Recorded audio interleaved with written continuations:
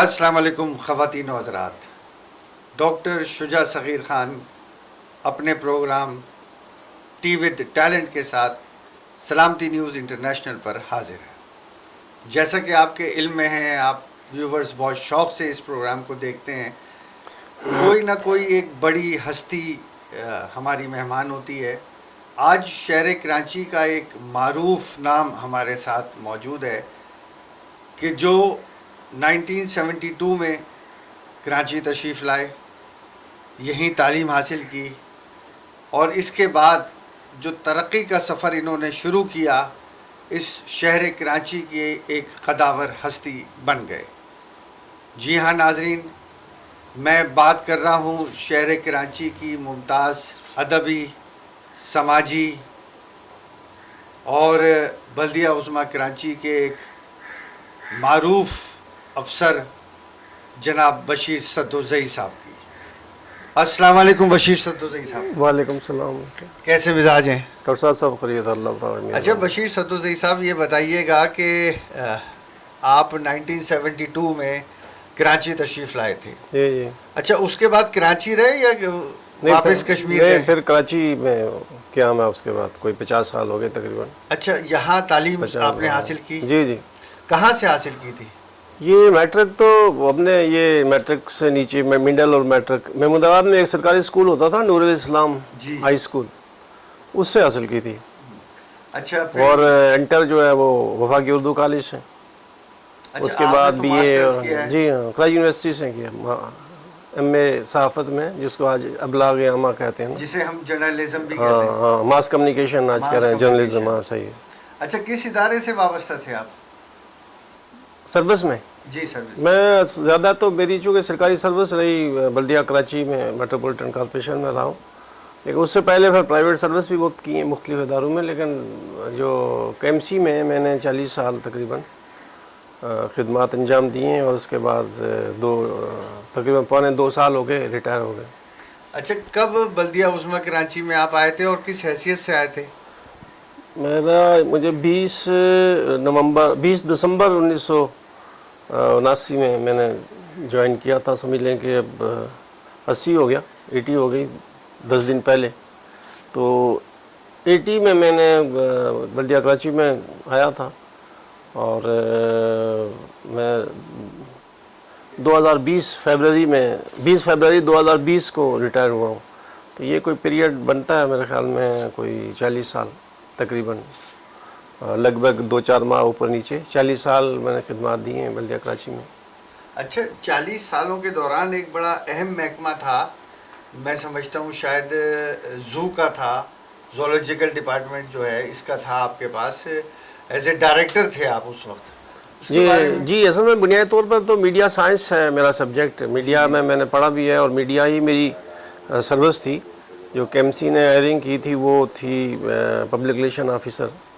تو لیکن سرکاری ملازمت میں یا ملازمت جہاں کہیں بھی ہو، اس میں نشیب و فراز تو آتے رہتے ہیں نا. جب ہائر اتھارٹی ناراض ہو جائے تو سزاؤں کا تعین مختلف انداز میں ہوتا ہے. تو میں سندھ گورنمنٹ میں نے کام کیا کوئی 7 سال اسی دوران وقفے سے، جس میں انفارمیشن ڈپارٹمنٹ، سماجی بہبود، government of Sindh, excise and taxation, اور زکوٰۃ و عشر کا جو محکمہ ہے نا وہاں. پھر میں نے جو زو کی آپ بات کر رہے ہیں، یہ بلدیہ کراچی کی اتھارٹی کو کوئی شکایت ہو گئی تھی. تو انہوں نے کہا کہ بھئی اس کا جو ہے نا کیا تلاش کریں، کہ زولوجی کا یہ الف بے بھی نہیں جانتا، چونکہ میڈیا سائنس اور زولوجی کا کوئی واسطہ نہیں ہے نا، آپس میں نہ رابطہ ہے. تو پھر مجھے زو ٹرانسفر ہوا. لیکن وہ اللہ تعالیٰ کی مہربانی سے، اب اگر آپ کا کام کرنے کی نیت ہے تو پھر اللہ تعالیٰ ساتھ دیتا ہے. تو وہ میرا خیال ہے جن لوگوں نے وہ زمانہ دیکھا ہے میرا دور، اس وقت تو لوگ یہی کہتے تھے کہ کیا پاکستان کے بعد کراچی چڑیا گھر اس سے بہتر جو ہے نا نہیں چلا. اور خاص بات یہ ہے کہ میرے زمانے میں جو وہاں جانور آئے، ایک وائٹ لین ہے، سفید شیر، جب ہم لائے تھے تو وہ ایشیا کے کسی زو میں نہیں تھا، جاپان میں، ہندوستان کے کسی زو میں، ایون دن کے چائنا کے کسی زو میں نہیں تھا. یہ افریقہ کے ایک کنٹری میں لوگ اس کو دیوتا مانتے ہیں. تو بس عجیب اتفاق ہوا کہ وہ میرے زمانے وہ شیر آیا، اور اس کے جب وہ آیا تو اس کو جو انتظامیہ مجھ سے ناراض تھی وہ بہت خوش ہوئی. تو انہوں نے کہا اس کے لیے جو پنجرا ہو, جو اس کا گھر ہو, تو وہ بھی ہم نے پھر شیشے کا بنوایا. تو اب پتہ نہیں ان شیروں کا کیا حال ہے کہ اس وقت جو ہے وہ BBC اور CNN اور پاکستان سے بہت ہائر لوگ جو ہے نا اس کو دیکھنے آئے. لاہور چڑیا گھر کے ڈائریکٹر, پاکستان کا بڑا نامور زو ہے, وہ بائی ڈیزائن زو ہے, اس کے ڈائریکٹر نے اپنی فیملی بھیجی کراچی زو دیکھنے. GOC سیالکوٹ کی خود تشریف لائے اور ان کی فیملی, اور باولپور زو کا جو ڈائریکٹر ہے خود دیکھنے آیا کہ کیا ایسا کوئی تبدیلی آ گئی ہے. لیکن وہ اصل میں جو ہمارے میڈیا کے دوست ہیں, ساتھی ہیں, تو انہوں نے جو ہماری پازیٹیو چیزیں تھیں ان کو بہت ہائی لائٹ کیا, اور پھر سوشل میڈیا میں بھی وہ ہوئیں. اس کی وجہ سے جو وہ ہمارے 2 سال ہیں وہ جو ہے بہت اچھے ہوئے. لیکن اس دوران ترقی بھی بہت ہوئی ہے زو میں, اور خصوصاً محمد حسن سید صاحب جو اس وقت ایڈمنسٹریٹر تھے وہ اینیمل لیور ہیں, تو انہوں نے وہ بہت خوش ہوئے اور انہوں نے بہت کوشش کی. پھر گورنر عشرت العباد صاحب تھے, وہ بھی چاہ رہے تھے کہ کراچی کے انسٹیٹیوٹ بہت اچھے ہوں ادارے, تو زو چونکہ ایک انسٹیٹیوٹ ہے تو اس وجہ سے وہ ان کی سرپرستی میں میں نے پھر بہت محنت کی, اور کچھ ہماری ٹیم ایسے بن گئی تھی دوستوں کی, ساتھیوں کی, کہ جو زو کے بارے میں بہت جانتے بھی تھے, اینیملز کے بارے میں جانتے تھے. تو وہ مجھے مسلسل جو ہے وہ اپنا مشاورت سے بھی نوازتے تھے اور وہ عملی کاموں میں بھی تعاون کر رہے تھے. اس کی وجہ سے بہت اچھا ہوا. لیکن یہ جو ایسے ادارے ہیں اسکول اور ایجوکیشن کے بعد, جو یہ جو ریکنیشنلی اور خصوصاً ایجوکیشنل انسٹیٹیوٹ ہیں جہاں بچوں کو سیکھنے کا موقع ملے اور تفریح کے ساتھ, ہی میرے خیال میں ساری دنیا کی توجہ ہوتی ہے اس طرف. اور یہ زو ہوا, سفاری ہوئے, اس طرح کے میوزیم ہوئے, اس پہ جو ہے نا وہ توجہ ہونی چاہیے. اور یہ ادارے بہت اچھے ہونے چاہیے, ہر ادارہ بہت اچھا ہونا چاہیے, لیکن یہ کم از کم بچوں اور فیملی کی تفریح کے ساتھ اس کا سب سے جو اہم مقصد ہے وہ پرزرویشن اور ایجوکیشن ہے. تو یہ دونوں جو پرپز ہیں نا اس کو حاصل کرنے کے لیے حکومتی سطح پہ اور پھر پرائیویٹ سیکٹر جو ہے نا اس پہ بہت زیادہ توجہ دینی چاہیے. اور ہم نے بہت زیادہ توجہ دی, بلکہ ہم نے اس وقت پہلی مرتبہ کراچی زو کے بائی لاز تیار کیے. کراچی زو کے کوئی بائی لاز نہیں تھے, اب پتہ نہیں وہ منظور ہوئے نہیں ہوئے, لیکن جب وہ منظوری کی اس میں مراحل میں تھے, فائل چل رہی تھی, تو میرا ٹرانسفر ہو گیا تھا. لیکن کراچی زو کے پہلی مرتبہ میں نے بائی لاز تیار کیے, اور وہ میں نے پھر دنیا کی بڑے جو زو تھے ان کے بائی لاز کا مطالعہ کیا, اور خود لاہور ہمارا جو زو ہے وہ بائی ڈیزائن زو ہے, اس زو کا بائی لاز دیکھیں, باولپور زو کے دیکھیں. پھر جو ہے نا میں نے اس کو کراچی کے حالات سے توازن رکھ کے اس کو وہ کیا تھا کہ بھئی یہ جانوروں کے پنجرے کیسے ہونے چاہیے, ان کی خوراک کیسی ہونی چاہیے, ان پہ جو ہے وہ زو کیپر کی ایجوکیشن کیا ہو, اور کتنے جانوروں کے لیے ایک زولوجسٹ اور ایک ڈاکٹر ہو. اسپتال ہمارا جو ویٹنری اسپتال ہے اس کی ہم نے بلڈنگ بنوائی کوئی 2 منزلہ, اور یہ جی تو بلکہ اسپتال تیار بھی ہو گیا تھا. میں نے کوئی 4 جو ہے وہ ینگ زولوجسٹ کا یونیورسٹی سے جنہوں نے گریجویشن ماسٹر کیا وہ جو ہے اپائنٹ کیے جانوروں کی دیکھ بھال کے لیے. اس سے پہلے ایک زولوجسٹ تھی ہماری میڈم, لیکن وہ خاصی چونکہ پرانی تھی. اب نئے بچے اصل میں نئے ٹیلنٹ کے ساتھ نئی ٹیکنالوجی پڑھنے کے بعد آ رہے ہیں نا, تو ان کو بہت ضروری ہے کہ وہ گورنمنٹ کے ایسے ادارے جو عوامی کنسرن ہو ان میں ان کو جگہ ملے. یہ اس میں جدت لاتے ہیں, نئی چیزیں لاتے ہیں. اس نقطہ نظر سے تو میری اس تجویز سے کراچی کی انتظامیہ, KMC کی انتظامیہ, گورنمنٹ آف سندھ جو ہے وہ بہت ایگری کر رہی تھی, تو انہوں نے ان کو اپائنٹ کیا اور بہت سارا. لیکن بہت اچھا ہو گیا تھا. میں نے ایک دن زو ڈے بنایا. اصل میں وہ یہ جو ادارے یہ پبلک نمائندہ ہے نا, تو ان کو پبلک انوالومنٹ بہت ضروری ہے ان میں. تو وہ آ کے آپ کو بتائیں گے کہ یہ غلط کیا ہو رہا ہے, صحیح کیا ہو رہا ہے.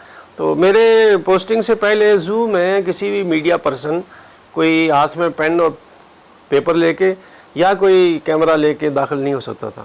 تو میں نے اوپن کر لیا, ہر ایک کسی جو آنا چاہے ٹکٹ لے کے آئے, اور جو اگر میڈیا پرسن ہے تو وہ ہمیں فون یا میرے ساتھ رابطہ کرے, اس کو مکمل آزادی ہے. جہاں دیکھا ہے غلط کام ہے اس کو بتائے, وہ چاہے اپنے چینل پہ بتائے, اخبار میں, یا پھر ہمیں زبانی بتائے. تو ہماری ذمہ داری اس کو درست کرنا. تو اس سے بہت فائدہ ہوا کہ شروع میں لوگوں نے بہت کرٹیسائز کیا. ڈان نے یہ میرے بارے میں لکھا تھا کہ ایک میڈیا کا جو سائنس کا آدمی ہے جس نے ساری زندگی خبر بنائی ہے یا خبر پڑھی ہے، وہ زولوجسٹ ان جانوروں کی حفاظت یا ان کی زندگی کی محفوظ بنانے کے لیے کیا کر سکتا ہے، ان کی خوراک کیسے.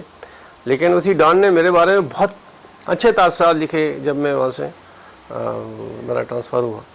تو ایک دن میں نے کہا کہ بھائی بچوں کو اور فیملی کو کیسے لایا جائے. تو میں نے کہا کہ بھائی زو ڈے، کراچی زو کا کوئی 28 فیبرری دن بنتا ہے کہ جب اس کو زو ڈکلیئر ہوا. یہ بائی ڈیزائن زو نہیں ہے. جی بشیر صاحب، بالکل اس طرف چلتے ہیں ہم کہ آپ نے پہلی مرتبہ زو ڈے منایا. کس طریقے سے آپ نے لوگوں کو موٹیویٹ کیا، جو لوگ تھے، جو والدین تھے، جو بچوں کو لانا چاہتے تھے اس طرف، لیکن جو حالات زو کے اس زمانے میں تھے وہ خاطر خواہ اچھے نہیں تھے، لوگوں کو بڑی مشکلات کا سامنا تھا. تو ناظرین، ایک چھوٹے سے بریک کے بعد پھر آتے ہیں. ویلکم بیک ناظرین، پروگرام ٹی وتھ ٹیلنٹ کے ساتھ آپ کا ہوسٹ ڈاکٹر شجاع صغیر خان. پروگرام کو وہیں سے شروع کرتے ہیں جہاں سے ہم نے ختم کیا تھا. جناب بشیر سدوزئی صاحب ہمارے ساتھ تھے، آج ہمارے مہمان ہیں.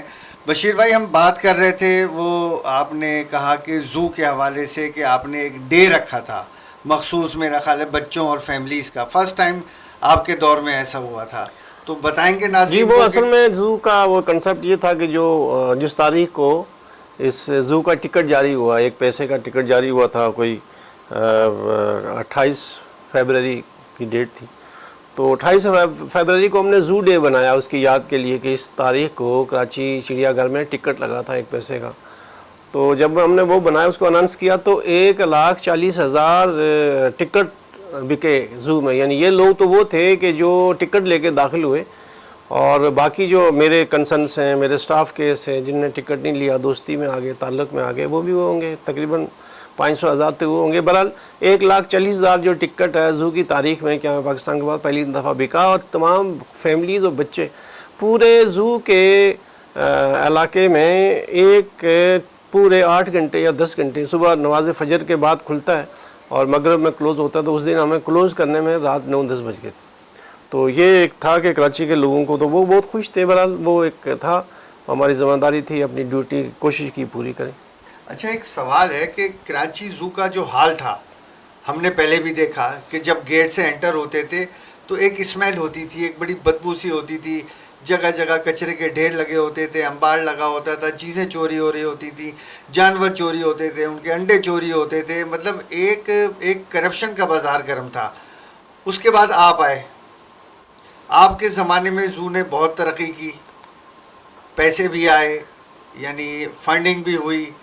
پھر آپ نے وہ ایک وائٹ ابھی ٹائیگر کا ذکر کیا، وہ ٹائیگر ایک خصوصی ٹیمپریچر میں رہتا ہے. جہاں سے جس ملک سے آپ لے کے آئے تھے اس کو، تو اسے ایک خصوصی ٹیمپریچر چاہیے تھا. اس ٹیمپریچر کے بغیر میرا خیال ہے وہ ٹائیگر سروائیو نہیں کر سکتا تھا. اس کے بارے میں تھوڑا سا ناظرین کو بتائیں. اس میں اصل میں دائرہ جنگل تو زو میں نہیں بنتا، لیکن جنگل کا ماحول دیا جاتا ہے نا جانور کو.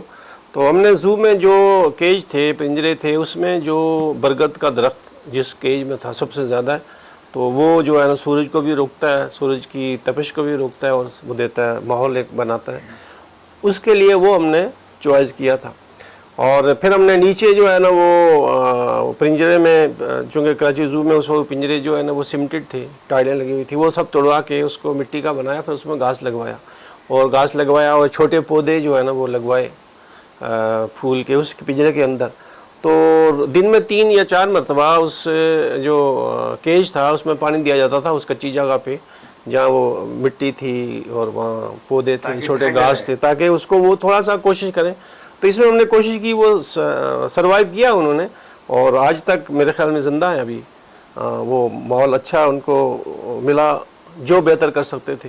اس کے بعد بھی لوگوں نے کوشش کی، ظاہر ہے ابھی زندہ ہیں، صحت مند ہیں، تو لوگ کوشش تو کر رہے ہیں نا. اچھا ناظرین، اب بشیر سدوزئی صاحب کی زندگی کا ایک دوسرا بڑا اہم پہلو بھی ہمارے پاس ہے جو ہمیں یہاں لے کر آیا، جس نے ہمیں مجبور کیا کہ ہم ٹی وتھ ٹیلنٹ میں آج انہیں اپنا مہمان بنائیں. اور وہ دوسرا ان کی زندگی کا جو اہم پہلو ہے وہ ہے ایک رائٹر کے طور پہ. آپ نے تقریباً کوئی 7 بڑی معروف کتابیں جو ہیں وہ لکھی، اور نہ صرف لکھی بلکہ ادب میں ان کتابوں کو بڑی قدر کی نگاہ سے بھی دیکھا جاتا ہے.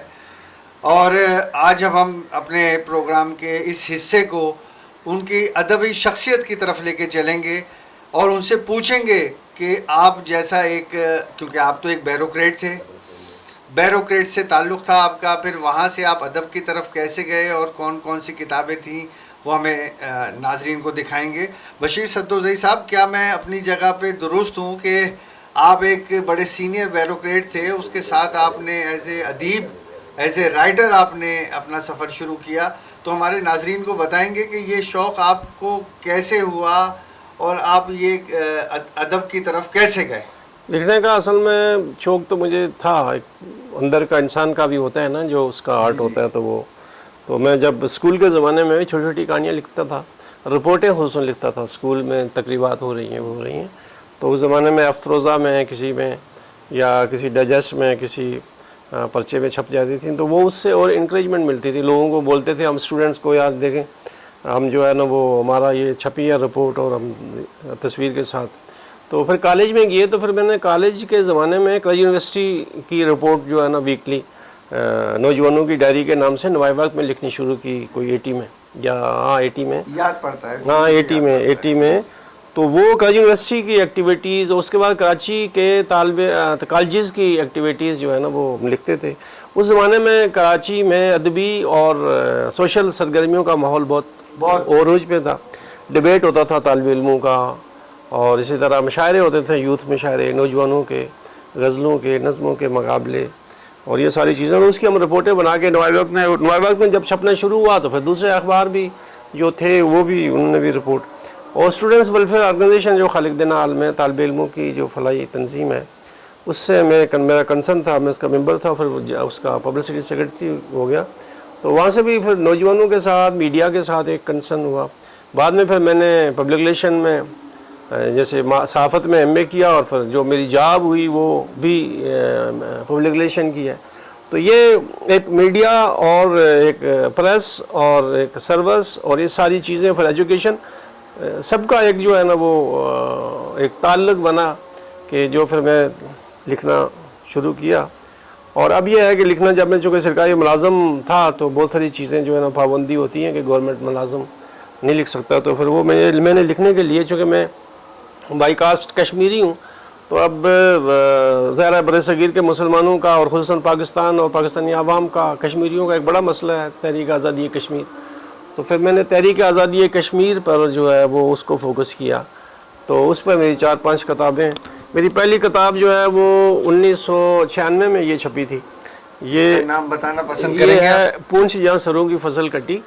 یہ کتاب جو ہے اصل میں یہ جو کشمیر کی ایک ذیلی ریاست تھی پونچھ، اس کا جو ہے وہ اس پر ہے. اس کی یہ ویسے تو ہمارا سفر نامہ ہے، وہاں میں ایک گروپ لے کے گیا تھا، تو اس کی پر تاریخ، اس کا کلچر، اور اس کا پھر 1947 میں جو پونچھ کے لوگوں نے تحریک شروع کی 15 اگست 1947 سے راولہ کوٹ سے، اس کا حوالہ یہ آزاد کشمیر آزاد ہوا. تو اس میں اس کا پوری ڈیٹیل ہے. یہ اس زمانے میں جو ہے نا یہ چھپی تھی. اس کے بعد پھر دوسری کتاب جب آئی ہے کشمیر کے مجاہد.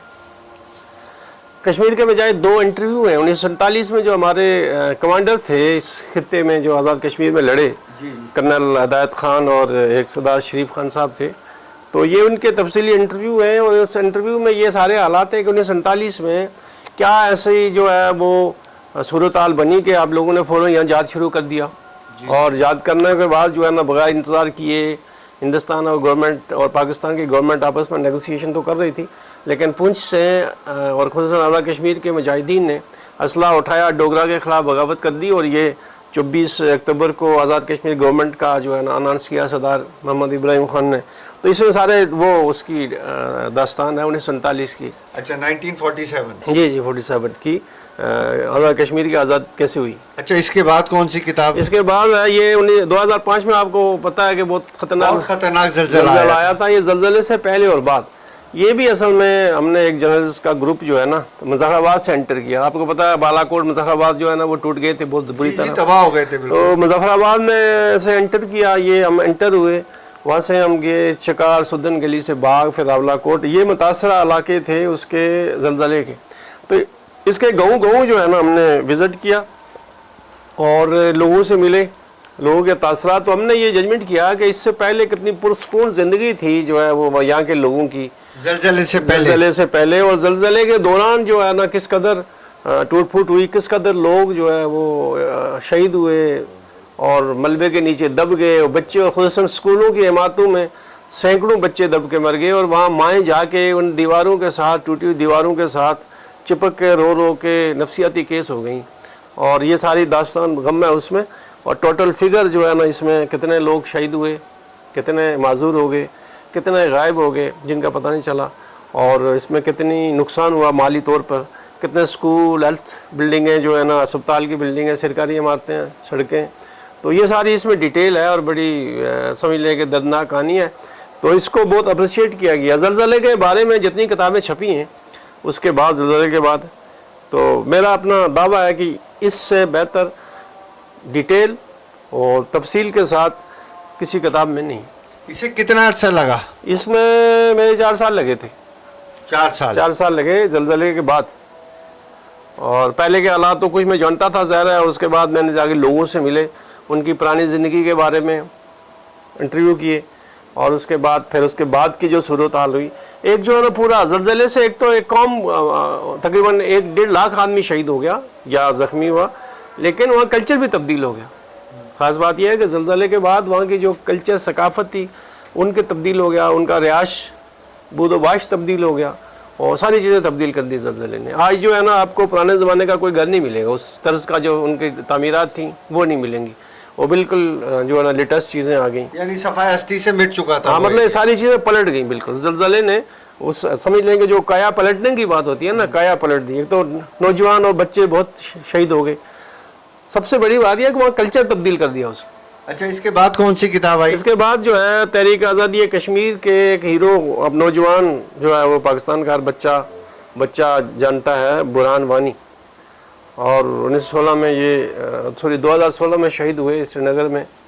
اور اس بچے نے یہ کیا کہ تحریک آزادی کشمیر کو ایک نئی روح پھونکی ہے. یہ 15 سال کی عمر میں تحریک میں گیا تھا، اور 21 سال کی عمر میں جو ہے نا اس نے شہادت کی. اور خاص بات یہ ہے کہ اس نے رائفل نہیں اٹھائی اپنے، نہ کوئی فائر کیا. اس نے ٹیکنالوجی کے استعمال میں کشمیر کے نوجوانوں اور خصوصاً کشمیری عوام کو، خواتین کو، یونیورسٹیوں کے طالب علموں کو کشمیر کے اس تحریک کے ساتھ جوڑا ہے. اور آج جو ہے آپ ذرا میڈیا پرسن ہیں، آپ کو اطلاع آتی ہیں کہ جو تحریک چلا رہے ہیں، جو مسلح جدوجہد کر رہے ہیں جو لوگ، وہ PhD ڈاکٹر ہیں، MBBS ڈاکٹر ہیں، انجینئر ہیں، MBA ہیں، یونیورسٹیوں کے فارغ طالب علم ہیں. وہاں کوئی ایسا نہیں ہے کہ کوئی پریشان حال کوئی کارکن نے کوئی مظاہرہ کیا ہو یا کوئی ایسا نہیں. اب تحریک جو ہے مکمل تعلیم یافتہ، اعلیٰ تعلیم یافتہ نوجوانوں کے ہاتھ میں ہے. تو وہ کریڈٹ جو ہے نا برہان وانی کو جاتا ہے. اس سے پہلے بھی تھی تحریک، بہت لوگوں نے قربانیاں بھی دی، جدوجہد بھی کی، لیکن برہان وانی نے تعلیم یافتہ لوگوں کو اس طرف راغب کیا، اور خصوصاً نوجوانوں کو. تو یہ اس کی حالات زندگی، اس کی فیملی بیک گراؤنڈ، اور وہ سارے حالات کہ کس بنیاد پہ ایک 15 سال کا نوجوان جو کرکٹ کھیلنے کے زمانے میں زندگی میں ہے، اس جوانی میں ہے، اور یہ تھا بہت اچھا کرکٹر بھی تھا، اور وہ ساری چیزیں چھوڑ کے زندگی، ماں باپ، اور خوشحال گھرانہ تھا. ان کے والد صاحب جو ہے نا وہ ہائی اسکول کے ہیڈ ماسٹر ہیں، اور والدہ بھی سینئر مدرس ہیں وہاں.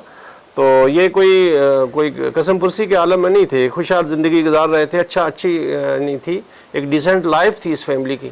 تو اس کے بھائی کو بھی انہوں نے شہید کیا، اور یہ ساری اچھی زندگی چھوڑ کے وطن کی آزادی کے لیے، قوم کی آزادی کے لیے، اپنی ریاست کی لوگوں کے حقوق کی بحالی اور ان کی آزادی کے لیے یہ 15 سال کی عمر میں گیا جہاد میں، اور 21 سال میں اس نے شہادت. لیکن یہ جو اس کے 5 سال ہیں، اس 5 سال میں اس نے ایک مرتبہ پوری کشمیری قوم کو ایک لڑی کے ساتھ پرو کے تحریک آزادی کے ساتھ منسلک کر دیا. تو یہ ان کی حالات زندگی ہے.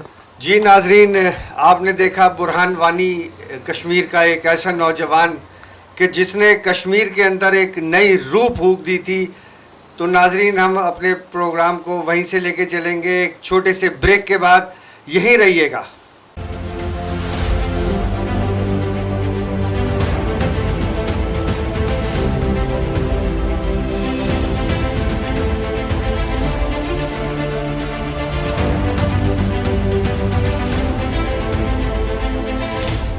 ویلکم بیک ناظرین، پروگرام ٹی وی ٹیلنٹ کے ساتھ آپ کا ہوسٹ ڈاکٹر شجاع صغیر خان۔ ابھی آپ دیکھ بھی رہے تھے کتابوں کو، سن بھی رہے تھے برہان وانی، جو کہ کشمیری آزادی کا ایک نامور ہیرو تھا۔ اس کی شخصیت پر اس کے حوالے سے ایک بڑی خوبصورت کتاب لکھی بشیر سدوزئی صاحب نے۔ یہ اس کے بعد یہ سلسلہ ان کا ختم نہیں ہوا۔ یہ جو ادب ہے، جو لکھنے کا ان کا شوق ہے، یہ سلسلہ ختم نہیں ہوا یہاں، یہ سلسلہ بھی جاری ہے۔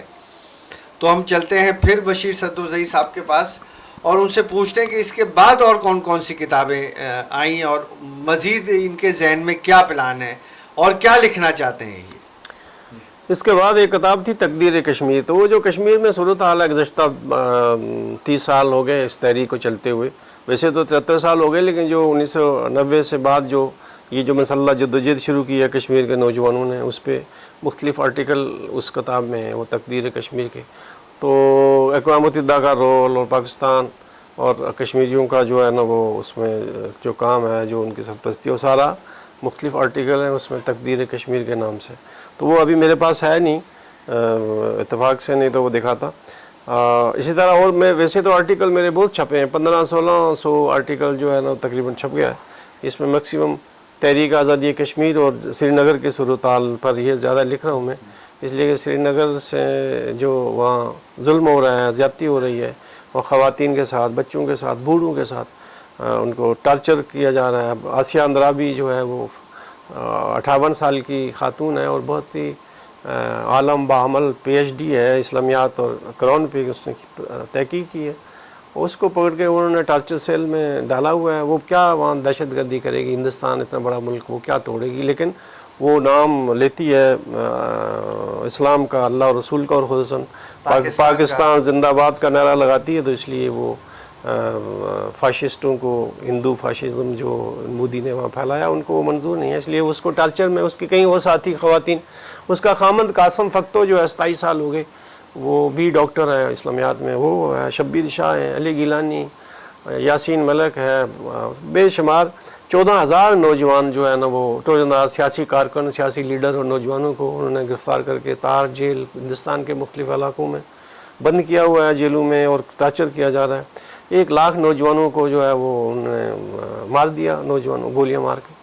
تو اس صورتحال پہ دل جب کبھی پریشان ہوتا ہے تو پھر سوچتے ہیں کیا کیا جائے، تو پھر ہم یہی کرتے ہیں کہ اس پہ لکھتے ہیں، اس کی مذمت کرتے ہیں، جو بھی بس وہ اس سے کوئی فائدہ ہوتا ہے نہیں ہوتا، لیکن چونکہ ایک دل کو تسکین ملتی ہے کہ ہم بھی ان کے ساتھ ہیں۔ ویسے تو جو برہان وانی میں یہ کتاب کی جو اس کی جو پروف ریڈنگ ہے وہ ساری سری نگر میں، تو اشرف سرائی صاحب ابھی جو حال میں جیل میں انتقال ہوا، ان کا بڑے لیڈر تھے حریت کے، ان کا یہاں مقدمہ لگا ہوا، انہوں نے تحریر کیا اس پہ، انہوں نے پوری پڑھی ہے، تو انہوں نے اس بات کی خوشی کا اظہار کیا کہ ہمیں یہ خوشی ہے کہ یہاں سے ہزاروں میل دور بیٹھ کے لوگ ہماری چیزوں کو، ہمارے کام کو دیکھ رہے ہیں اور اس کو اپریشیٹ کر رہے ہیں، جس سے ہمارے حوصلے بڑھتے ہیں۔ تو وہاں کے لوگوں کے ساتھ چونکہ اب نیٹ اتنا ٹیکنالوجی کی بنیاد پہ ایک تعلق رابطہ بن گیا، تو وہاں سے خبریں آتی رہتی ہیں، تو ہم اس پہ لکھتے ہیں، تو یہ تو سلسلہ چل رہا ہے۔ لیکن چونکہ میں بلدیہ کراچی میں رہا اور کراچی سے بچپن سے جو ہے میں 11 سال کا تھا، جیسا کہ آپ نے بتایا، تو 11-12 سال میں کراچی آیا تھا، پڑھا ہوں۔ کراچی کی جو ہے نا 1970 کی دہائی میں 80 تک کراچی کے فٹ پاتھ، صاف ستھرے فٹ پاتھ دیکھے۔ کراچی ہم جب صبح نکلتے تھے نماز فجر کے بعد، روڈوں کی دھلائی ہوتی تھی، روڈوں کی جھاڑو ایسے لگتے تھے کہ جیسے گھر میں خواتین صبح اٹھ کے نماز کے بعد سب سے پہلے گھر صاف کرتی ہیں، تو ایسے یہ شہر صاف ہوتے دیکھا ہے۔ اس کے بارشوں کے دوران جو ہے نا اس میں لوگ جو ہے وہ سڑکوں پہ آ کے خوشی محسوس کرتے تھے، اب جو ہے وہ بارش ہوتی ہے تو ڈوب جاتا ہے شہر۔ تو وہ ایک تاثر ہے شہریوں میں کہ یہ جو بلدیہ کراچی ہے، یہ اس نے کوئی کام نہیں کیا، یا کوئی انیکٹیو یا انیفیشینٹ لوگ ہیں یا ادارہ ہے۔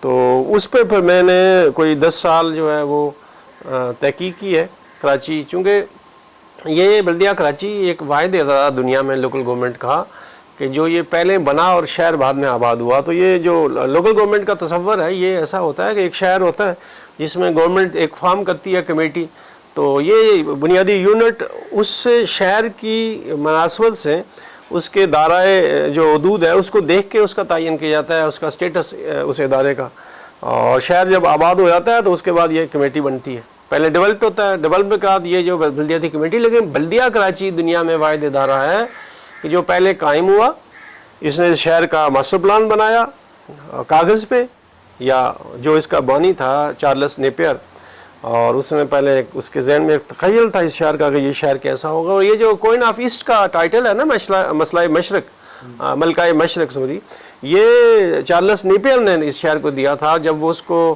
وہ جانے لگا تو کیماڑی میں جو اس کو آخری استقبالیہ دیا، اس نے کہا کہ یہ شہر کراچی تو ملکہ مشرق ہوگا، کوئن آف ایسٹ ہوگا، لیکن ممکن ہے میں دیکھوں نہ دیکھوں، لیکن میں جو دیکھ رہا ہوں تو اس خطے میں سب سے خوبصورت اور حسین شہر، اس لیے کہ اس نے ایک تصور دیا تھا، ایک ڈیزائن دیا تھا. یہ جو پرانا شہر آپ دیکھ رہے ہیں، بنس روڈ ہوا، پاکستان چوک ہوا، یا اس کے بعد کھارا در، میٹھا در کے جو اس طرف جو کینٹ اسٹیشن کے علاقے، یا یہ جو سول لائن کے علاقے ہیں، یہ سارے علاقے، تو یہ انہوں نے ڈیزائن کر دیا تھا اس ٹائم کہ اس طرح کے ہوں گے، اس کی سڑکیں ایسی ہوں گی، اس کی سارا چیزیں.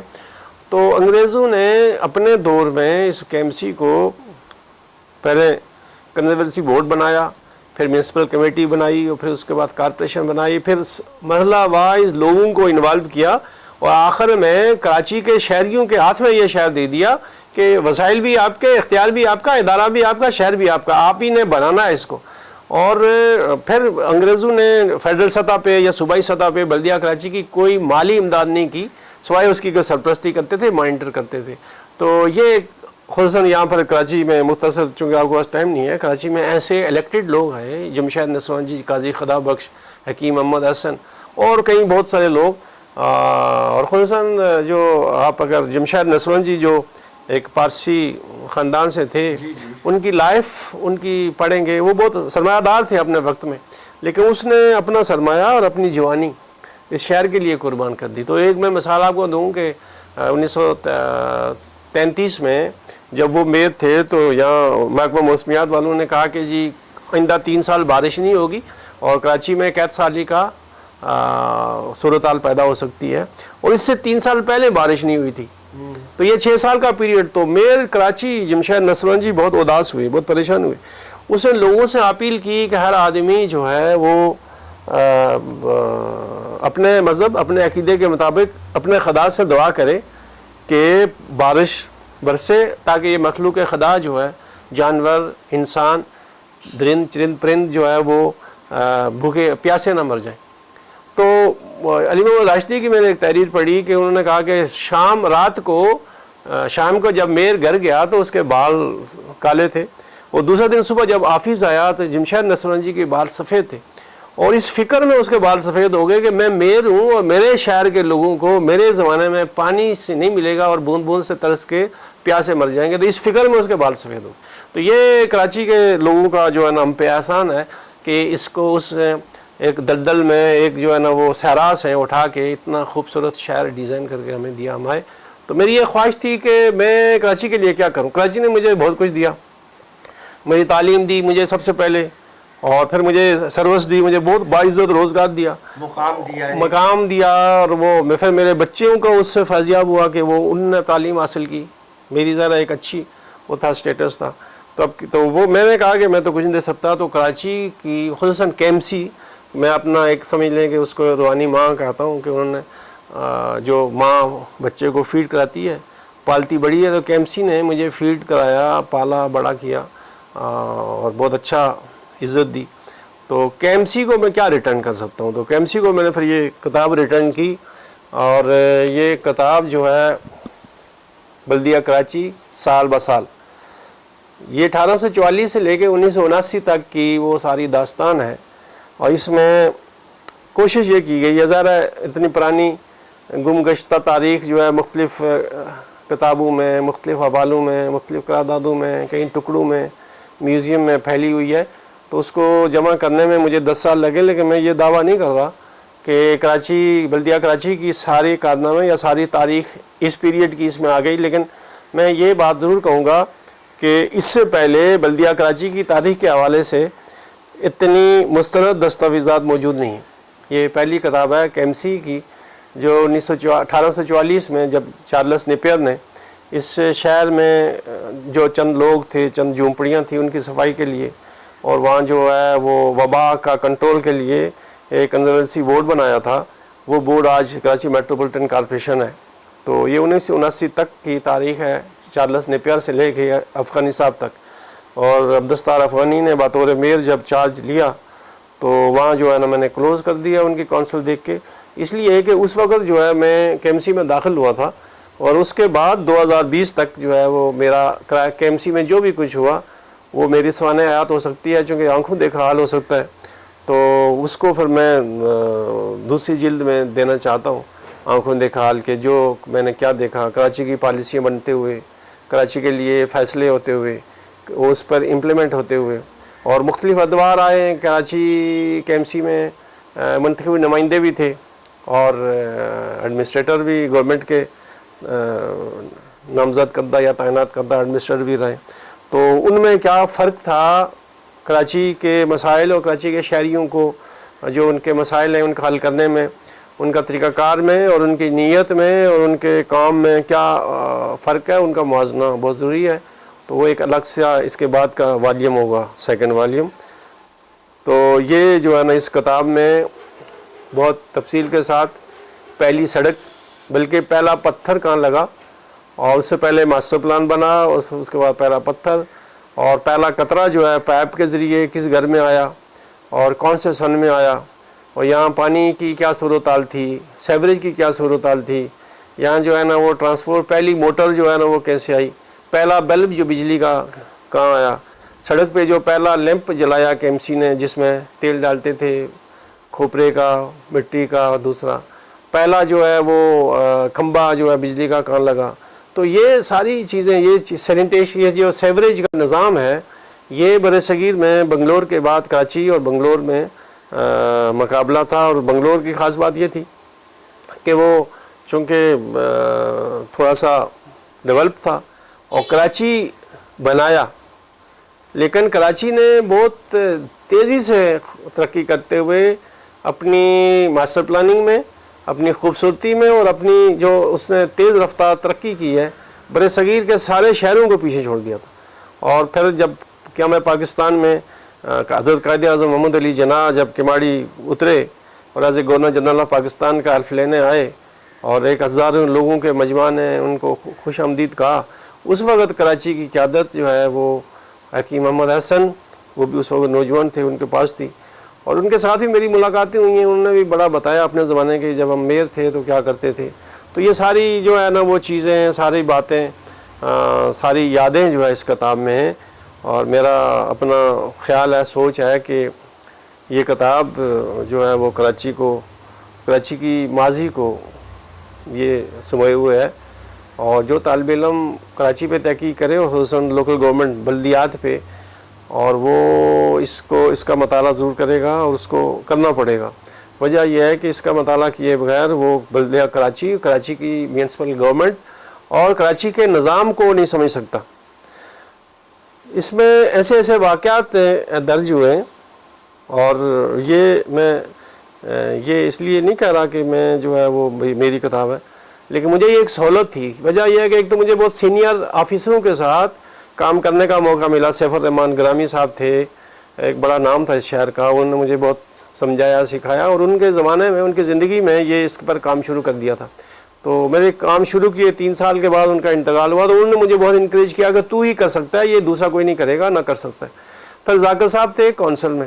تو بلدیہ کراچی کی سب سے زیادہ کارروائی جو ہے نا وہ کے ایم سی کا جو ان کا ڈپارٹمنٹ ہے, کونسل ڈپارٹمنٹ, وہاں ہے جو منتخب قراردادیں موجود ہیں, اور ان قراردادوں سے اندازہ ہوتا ہے کہ کیا کیا کام کے ایم سی نے ماضی میں کیے, جو عام رائٹر کو وہ دسترس نہیں ہے, چونکہ وہ جانتا نہیں ہے, اور اگر جانتا بھی ہے اور کوشش بھی کرے گا تو اس کو یہ فنڈ نہیں ہے کہ وہ کیسے نکالے.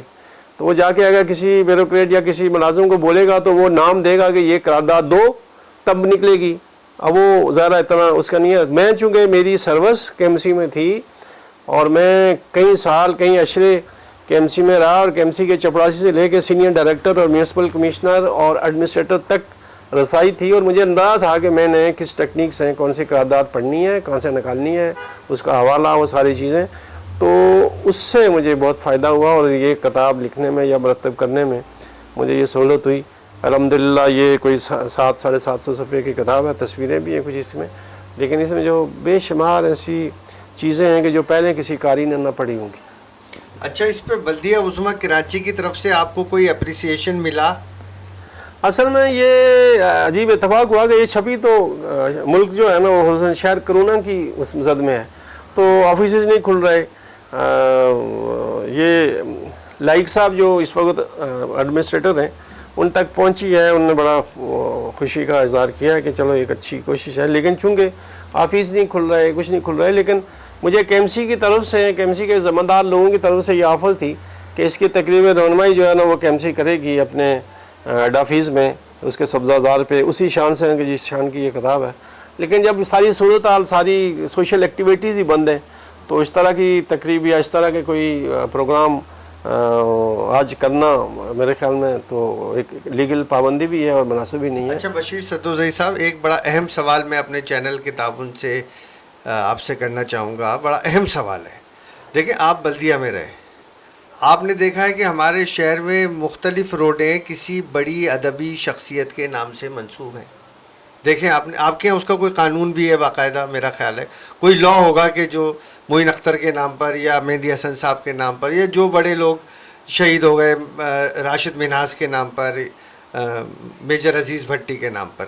اچھا، ہم ایک تقریب منعقد کر رہے تھے ابن صفی کے اوپر آرٹ کونسل آف پاکستان میں. ابن صفی اس پاکستان کا ایک بہت بڑا نام تھا، اور جو مقام وہ دے گیا جاسوسی ڈائجسٹ کے حوالے سے، میں نہیں سمجھتا کہ آج تک کوئی اس تک پہنچ چکا ہوگا. تو وہ پروگرام میں کر رہا تھا، اس میں ابن صفی صاحب کے صاحبزادے تشریف لائے تھے لاہور سے، احمد صفی. وہاں میں نے ایک مطالبہ کیا تھا بلدیہ عظمیٰ کراچی سے کہ لیاقت آباد میں ان کی رہائش تھی، تو ایک روڈ کو جو ہے ابن صفی کے نام سے منسوب کر دیا جائے، لیکن وہ آج تک ہوا نہیں. تو آپ کیا سمجھتے ہیں کہ اس سلسلے میں ہمیں کیا کرنا چاہیے، ہمیں کس سے رابطہ کرنا چاہیے؟ ہم چاہتے ہیں کہ ادبی لوگوں کے دلوں میں وہ زندہ رہیں.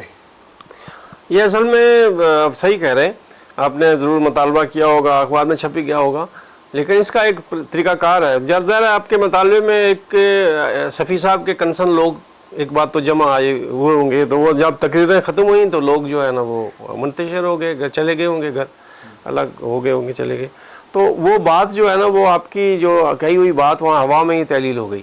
اس کا ایک طریقہ کار ہے، تحریری کوئی درخواست جاتی ہے، کوئی ایک انجمن ہو یا صفی صاحب کے ورثہ میں سے کوئی ہو، ان کا کوئی دوست ہو، کوئی ایک درخواست تحریری طور پہ ایڈمنسٹریٹر کو دیتے ہیں. ایڈمنسٹریٹر ایک کمیٹی ہے اس حوالے سے کونسل کی بنی ہوتی ہے، تو وہ کمیٹی کو مارک کرتے ہیں.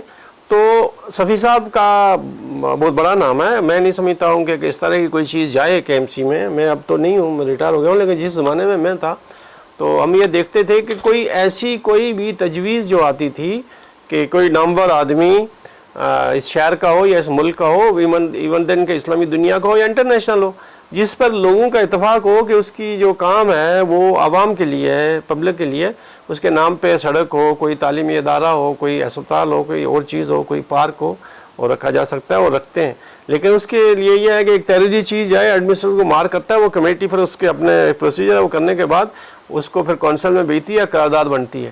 تو چونکہ آپ نے ایک تقریر کی ہوگی، وہ تقریر وہاں سے ہی ہوئی اور وہیں سے ختم ہو گئی، تو کوئی تحریری چیز آگے گئی نہیں نا. اس لیے وہ پھر ظاہر ایڈمنسٹریٹر ہوگا یا کوئی کنسرن جو بھی ہے کے ایم سی کے متعلقہ لوگ ہوں گے، ان کو نہیں پتہ نا کہ کیا ہو گیا، کیا نہیں ہو گیا، کہاں ہے. تو اس وجہ سے یہ رہ گئی ہوگی میرا خیال ہے. لیکن اب اگر آئندہ آپ کوئی ایسی ایک درخواست یا آپ کا جو بھی ادارہ ہے وہ بھیجے، تو میرا خیال ہے کہ ایڈمنسٹریٹر لائق صاحب جو ہے نا خود بڑے علم دوست آدمی ہیں، اور ایک کراچی کا فرزند ہے، کراچی سے اس کو محبت ہے، کراچی میں پڑھا پلا، تو وہ اس پہ ضرور غور کریں گے اور منظوری بھی دیں گے. میرا اپنا یقین ہے، میں تو ہوں نہیں لیکن مجھے یقین ہے کہ جو آدمی وہاں اس ٹائم ہے یا جو آفیسر ہیں کے ایم سی میں، وہ کراچی کے لوگوں سے ہیں، کراچی کے پاکستان کے لوگوں سے محبت کرتے ہیں، اور اس طرح کے لوگوں کی جو ہے اگر وہ تو پذیرائی دیں گے. اچھا ناظرین، آپ دیکھ رہے تھے کہ کس خوبصورت انداز میں ہم نے کئی موضوعات کو بشیر سدوزئی صاحب کے ساتھ ڈسکس کیا. اب ہمارے پروگرام کے اختتامی لمحات ہیں، تو میں یہ چاہوں گا کہ بشیر سدوزئی صاحب کوئی ایسا پیغام ہمارے ان نوجوانوں کو جو ہمارے پروگرام کو بہت شوق و ذوق سے دیکھتے ہیں، ٹی وی ٹیلنٹ کو، جو سلامتی نیوز انٹرنیشنل کے ویورز ہیں، انہیں کوئی ایسا پیغام دیں کہ جس سے ان کے اندر محب وطنی پیدا ہو، ان کے اندر اسٹرگل کرنے کا جذبہ پیدا ہو اور وہ بھی آپ کی طرح ایک نامور انسان بننے کی کوشش کریں؟ میرا اپنا خیال ہے اور نوجوانوں سے خصوصاً اور کراچی کے شہریوں سے پاکستان کے لوگوں سے میری یہ اپیل ہے کہ ٹھیک ہے پاکستان کی حکومتیں ماضی میں ہوں یا حال کوئی بھی ہو ان کی توقعات پر پورے نہیں اتر رہی ہیں، ایفیشینٹ نہیں ہیں یا بہت زیادہ انٹیلیجنٹ بھی نہیں ہیں، لیکن ہمیں یہ دیکھنا ہے کہ ہمیں حکومت کو یا حکومت کے جو لوگ ہیں یا آفیسرز ہیں یا ادارے ہیں ان کو نہیں دیکھنا. میں دیکھوں کہ میں نے کیا کیا، میں کیا دے رہا ہوں سوسائٹی کو، میں کیا دے رہا ہوں اس ملک کو، اس شہر کو. تو ہمیں جو ہے نا وہ ہر آدمی کو اپنی ذمہ داری کو سوچنا چاہیے. تو میرے خیال میں ہم صحیح ہو جائیں گے. اور ساری دنیا میں ایسا ہی ہوتا ہے، ادارے کبھی ایفیشینٹ ہوتے ہیں کبھی نہیں ہوتے، کبھی جو ہے نا ان کی صورتحال بہت اچھی ہو جاتی ہے کبھی خراب ہو جاتی ہے. اور پھر ہم ویسے بھی تیسری دنیا کے ملک ہیں اور یہاں ہمارے اتنے وسائل ہیں اور مسائل بہت زیادہ ہیں. تو ان مسائل سے نپٹنے کے لیے اجتماعی طور پہ کوشش کرنے کی، اور خصوصاً مائنڈ یہ ہے کہ ایک شہری اگر فرض کیا، آج دیکھیں نا کراچی میں ایک تو پولیوشن بہت ہے، دوسرا یہ ہے کہ گرمی کی بہت شدت ہے. تو ہم یہ طے کریں کہ کراچی میں 3 کروڑ لوگ ہیں تو 3 کروڑ آدمی ایک نیم کا پودا لگائے گا اور اس کو ہم پالیں گے بھی 1 سال میں. تو 1 سال میں 3 کروڑ نیم کے درخت ہو جائیں گے تو گرمی کتنی نیچے آ جائے گی. ٹھیک ہے ہم KMC کو، KDA کو، حکومت سندھ کو، فیڈرل گورنمنٹ کو ہم برا بھلا کہیں، سب کچھ کریں، نہیں کر رہے، یہ کر رہے، لیکن ہم دیکھیں کہ ہم نے اپنے گھر کے سامنے کیا کوئی ایک پودا لگایا ہے؟ ایک پودا خالی، ایک پودے کی کیا پوزیشن ہے؟ کچھ بھی نہیں ہے.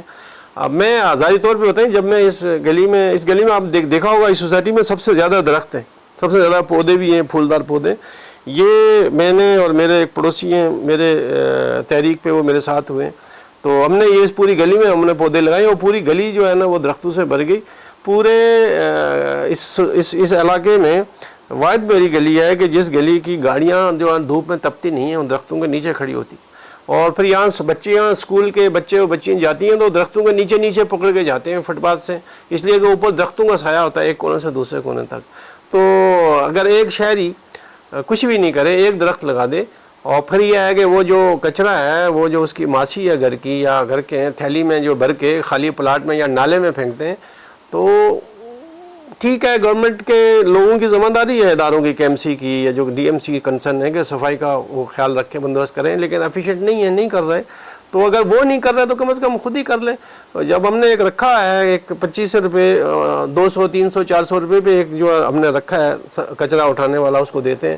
تو پھر ہم تھیلی میں ایک پلاسٹک کی تھیلیاں تو آتی ہیں نا ہمارے پاس، اس میں پیک کر کے کچرا باہر رکھ لیں اور وہ لے کے جائے تو کم از کم یہ جو کچرے کے ڈھیر ہیں اس میں آدھے کم ہو سکتے ہیں. اور یہ جو نالے ہمارے کچروں میں جا کے ہم پڑھے لکھے لوگ جو موٹر سائیکل پہ جاتے ہیں، موٹر سائیکل روک کے کچرے کا تھیلا جو ہے نا وہ نالے میں ڈالتے ہیں. تو کم از کم ہم KMC کی ضد میں کہ KMC کچرا نہیں اٹھاتی، اپنے نالے پلاسٹک کی تھیلیوں میں کچرا ڈال کے بھر لیں تاکہ وہ نہ وہ تھیلی پھٹے گی، نہ تھیلی گلے گی، نہ کچرا باہر آئے گا، اس سے وہ نالا بند ہوگا. بارش ہوگی تو سارا پانی گھر میں آئے گا. تو کم از کم اداروں کے ساتھ سے جو ہماری ضد ہے کہ جی ایفیشینٹ نہیں ہے، کام نہیں کرے، اس ضد میں اپنا تو نقصان نہیں کریں. گھر کے سامنے 2 درخت لگا دیں ہم نیم کے، اور پورا گھر ٹھنڈا ہوگا، پوری گلی ٹھنڈی ہوگی. اور اس سے جو ہے نا شہر پہ، تو میری درخواست یہ ہے کہ کچھ نہ کریں، کراچی کا ہر شہری کم از کم نیم کا ایک درخت لگا دے، یا پھر آپ گلمور لگائیں، بہت خوبصورت ہوتا ہے. اور بھی درخت لگا سکتے ہیں، لیکن مجھے جو درخت پسند ہے برگد کا درخت ہے، وہ نہیں لگ سکتا گلی میں چونکہ بہت بڑا پھیلتا بھی ہے اور وہ جگہ بہت گرتا ہے. نیم لگائیں، گلمور لگائیں، اور ایسے درخت لیں پھول والے اور پتوں والے خوبصورت، تاکہ ماحول ہمارا خوبصورت ہو، کراچی ہمارا خوبصورت ہو اور کراچی کے لوگوں کو سکون ہو، گرمی سے نجات ملے. جی ناظرین، آپ نے دیکھا بشیر صدوزئی صاحب نے جو نوجوانوں کو ایک پیغام دیا، جو کراچی کے لوگوں کو ایک پیغام دیا کہ زیادہ سے زیادہ پودے لگائیں. یہ پیغام خالی بشیر صدوزئی صاحب نہیں دے رہے، یہ پیغام آپ کو آپ کی ریاست بھی دے رہی ہے. ہمیں اس طرف سوچنا ہے. جس چیز کی نشاندہی بشیر صدوزئی صاحب نے ابھی کرائی کہ ایک شہری اگر ایک پودا لگائے نیم کا، تو دیکھیں کس قدر جو ہے ہمارا جو ماحولیاتی جو زہریلا پن ہے وہ کس قدر کم ہوگا. ہمارے بچے سینکڑوں بیماریوں سے بچیں گے، ہمارے شہریوں کو بے پناہ فائدہ ہوگا. ناظرین اب اجازت دیجیے. کیمرہ مین حسین ہیرو کے ساتھ ڈاکٹر شجاع صغیر خان، سلامتی نیوز انٹرنیشنل، دیکھتے رہیے.